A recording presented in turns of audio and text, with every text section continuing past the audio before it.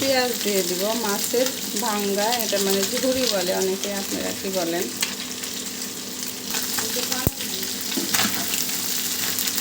কি দিব মা? কাঁচামরিচ বাটা, আদা রসুন বাটা,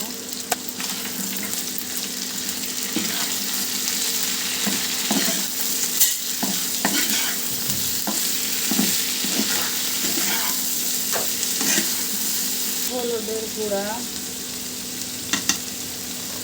ধনিয়ার গুঁড়া সামান্য, একটা তেঁতুল দিব। মাছ যেহেতু ভাঙা ভাঙা করবো, একটু সামান্য পানি দিয়ে মশলার গন্ধটা যেন চলে যায়, একটু সামান্য পানি দিয়ে মাছটা মিক্স করবো।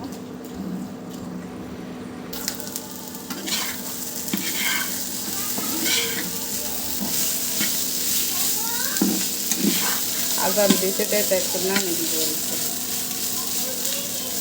আজান দিয়ে দিচ্ছে। আমার রান্না কমপ্লিট। সবাই ভালো থাকেন, আল্লাহ হাফেজ।